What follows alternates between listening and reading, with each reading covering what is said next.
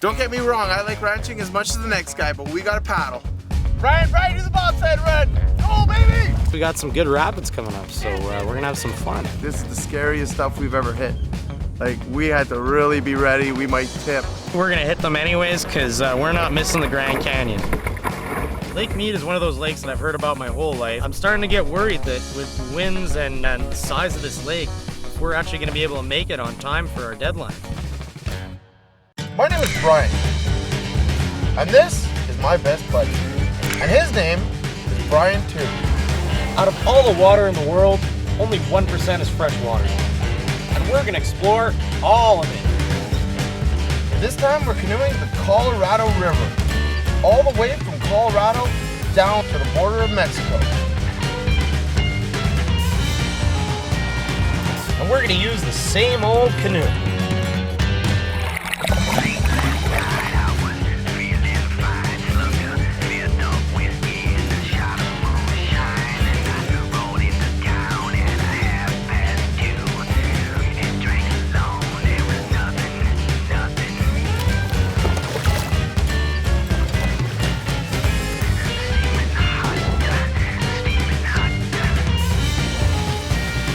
Think we're crazy?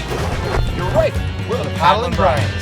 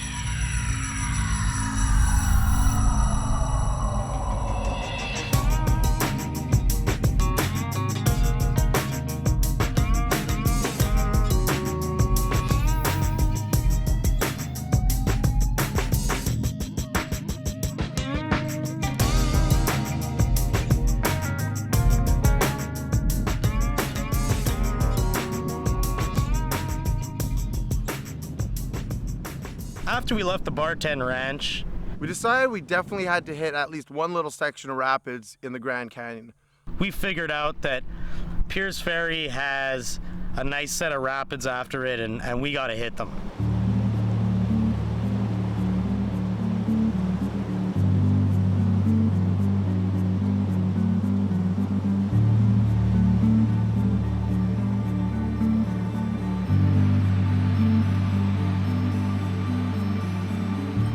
We're at the Pierce Ferry at the bottom of the Grand Canyon. This is the first time we got to put the boat back in the water, which is actually awesome because as much as the ranch is fun, it's extremely hot and you can never cool off. So I'm really happy to be paddling again. I love being able to jump out of the boat. Back in the Colorado River, baby. Lots of fun. We'll put it up here. No.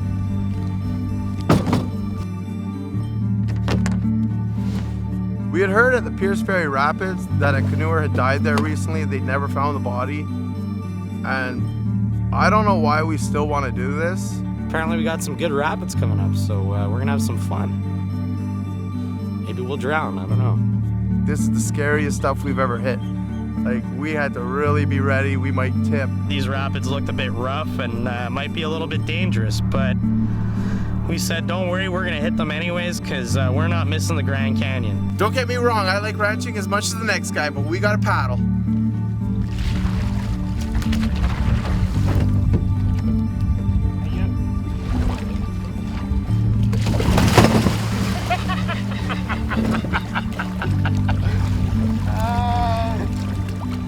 Oh, it's great, the water. Sorry, buddy. That's okay. Water's fantastic. Loving it. Brian, do the bobsled run! Go, baby! In!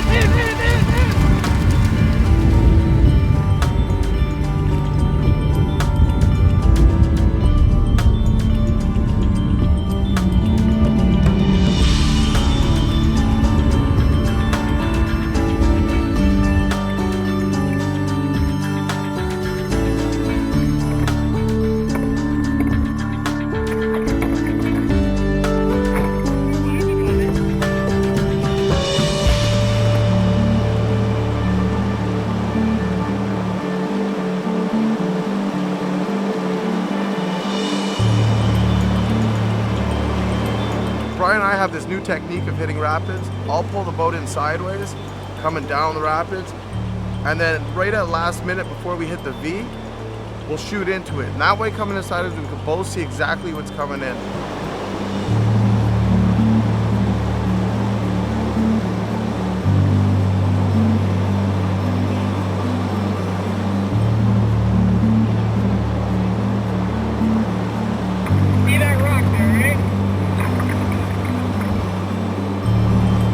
Pulled it sideways, they looked pretty big, but then we shot down the V, it just floated through like flat water almost, you know. It was really, really easy.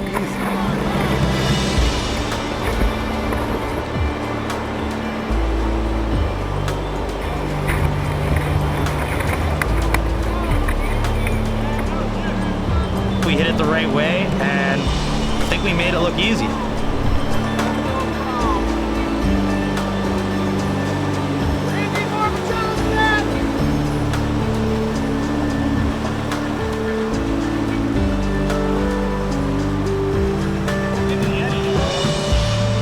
Brian and I are having the times of our lives out here.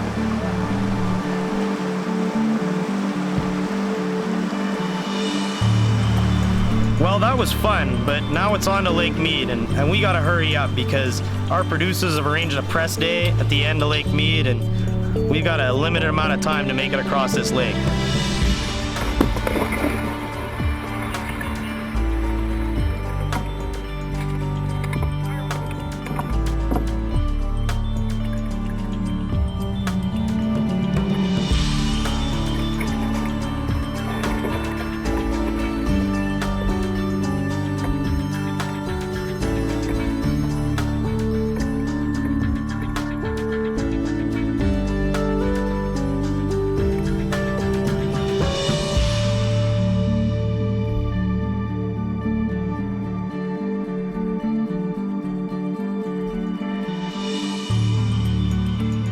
Now that we're through the rapids, the current's still going really good, so we should be at Lake Mead in no time.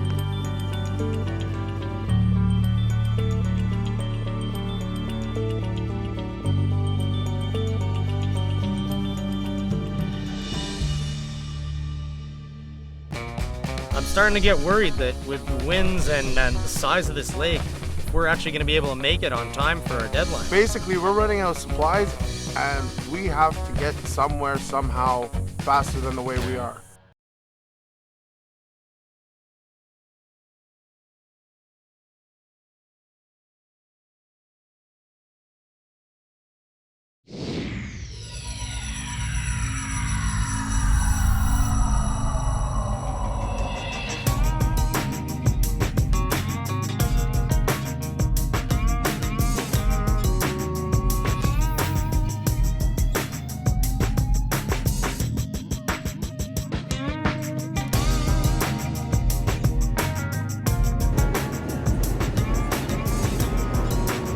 Lake Mead is one of those lakes that I've heard about my whole life. It's you know, such a famous place. It's right on the edge of Nevada and Arizona, and I mean, just a really cool place. And I've seen so many pictures as we were planning for the trip. I couldn't wait to see what it was like up in person. And I mean, to have the Grand Canyon done and some of those crazy rapids over with, it's nice to be out on the lake and just relaxing, you know, not thinking about too much, just enjoying the scenery.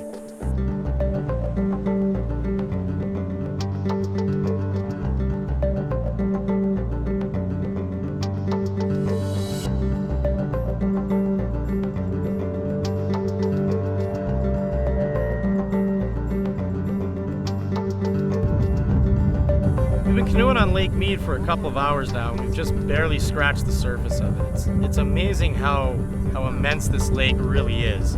I've seen pictures of it, and it doesn't do it justice. This thing is huge, and we have a press day to make at the other end of the lake. And I don't know, I'm starting to get worried that with the winds and the size of this lake, we're actually going to be able to make it on time for our deadline. We're not tracking any distance at all with this constant headwind. I knew it would be a constant headwind. It always is for us. That's just how our luck turns out. And with the dead water, we're going so slow. Our supplies are depleting. We're starting to run out of canned goods. All our vegetables have gone bad. running out of fresh water supply and we're really not supposed to drink the water out of the Colorado. Basically, we're running out of supplies and we have to get somewhere somehow faster than the way we are.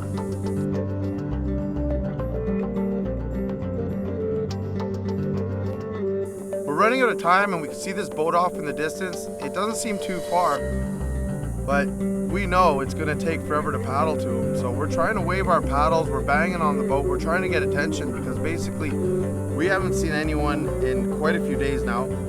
And we're really getting to the limit of being completely out of supply. And plus we wanna make that press day. So finally, after about an hour of paddling towards this boat, it turns out the guy's fishing, which is really lucky, so he wasn't moving.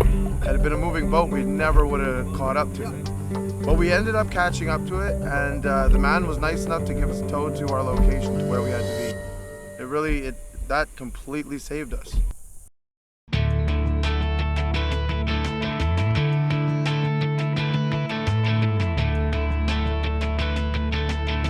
He was telling us, you know, that we're really lucky because we weren't sure what day of the week it was, but he told us it was the middle of the week, and he said you wouldn't have seen anybody else out on this lake until at least the weekend, and there was no way we could have made it till the weekend. And so thankfully this guy went out of his way to give us a tow down to the nearest boat launch where we could actually meet up with the ground support and get some more supplies to finish the rest of the lake.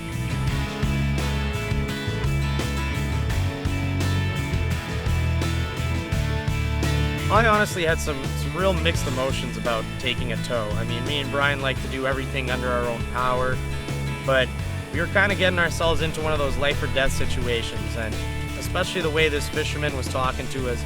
I mean, we had very little chance to make it out there with the supplies that we had, especially for the next couple of days.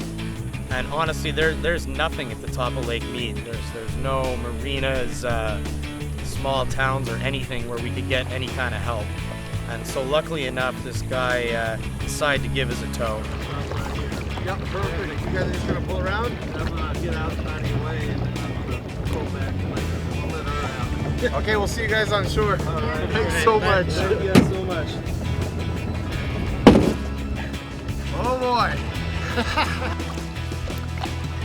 Okay, that's the last time we leave without gear. That was about to be brutal.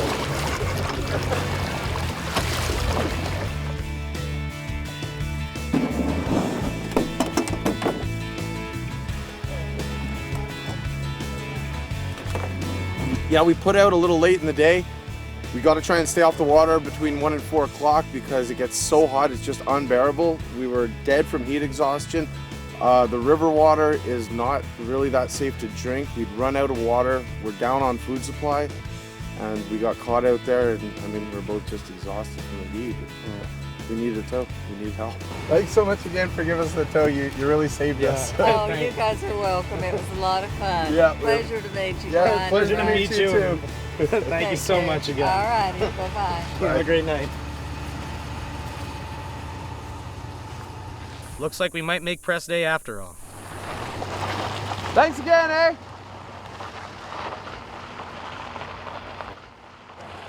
Our saviors. Oh man, they are our saviors.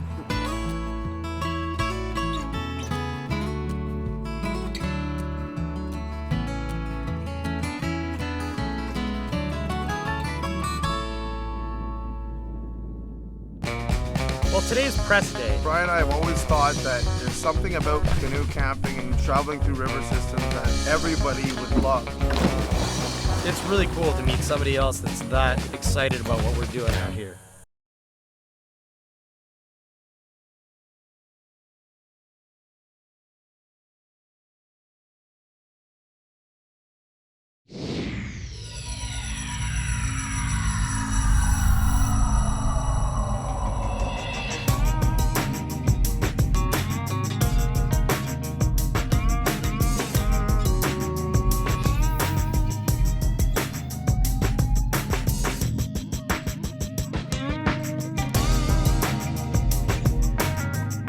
Well, today's press day, and we get to meet this really cool reporter named Bill.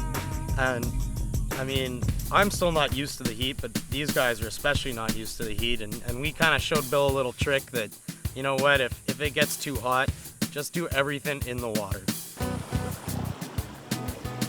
It's a first. I've never ever interviewed anybody sitting in a lake. I'm going to do them all that way from now on. It's awesome. It's the only way here, Lake Mead. It's got to be 90 out, and it would be unbearable just to sit on the sand and talk to them. But it was quite fun, and they're easy to talk to. Most people don't really like the press and, you know, get nervous about these situations, but Bill made it feel like such a great time. He was just such a cool guy to hang out with, and it's nice for us to actually have a break now and then. You know, we got to hang out with a cool guy, chat about our trip, and share some stories with him, and just play out in the water. It was so much fun. All right, pour me the canoe, bobsled run. Do it, Dad. People just don't canoe anymore.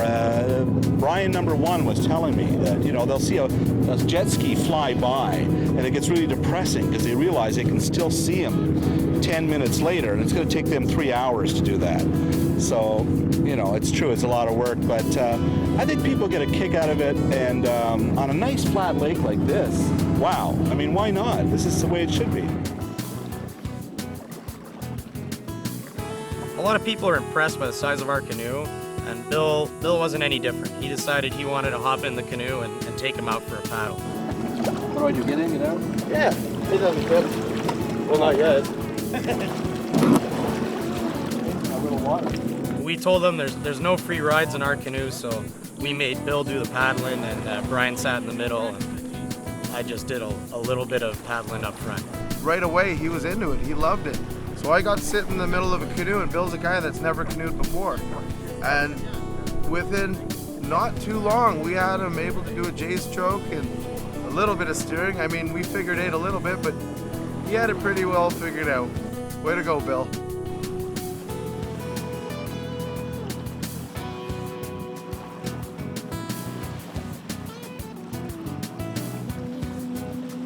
I've been writing about TV for about 30 years, different places, and I've interviewed a lot of folks, and especially in the last 10 years, reality shows.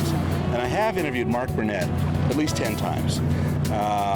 He's, you know, not just for Survivor, but for other things. And the thing about all those shows is casting. It's so vital. So, you know, you couldn't invent these guys. And I think that the difference with the paddling Bryans is it's not scripted. You know it's not scripted. It's genuine. These guys are actually trying to paddle thousands of kilometers, and you'd still want to be in the boat with them and stopping and getting a beer and hanging and having a good time. So I think that's what's going to make this show special. Hang on. You're all right. You're all right.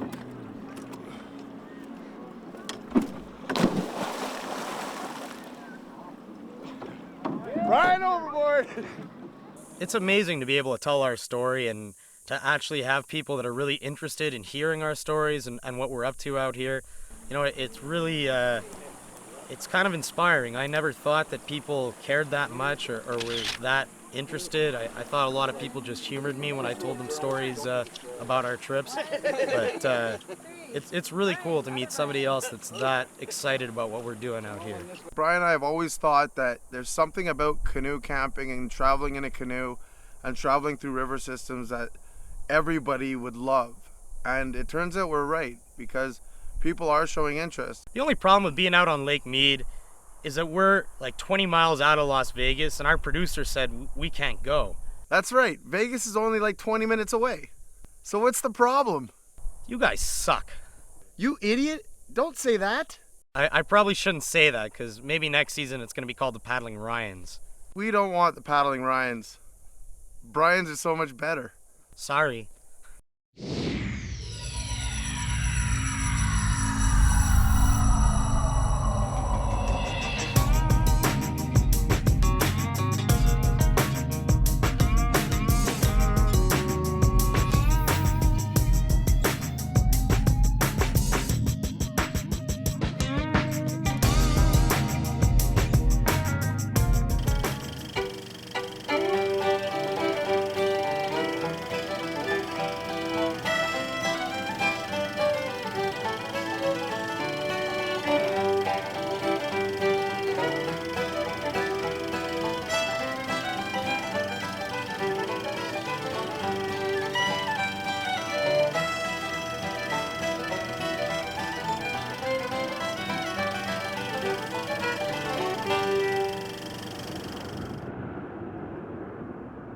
We even acted like tourists a little bit and went out and checked out the Hoover Dam. This way, somebody's shadow's in the way.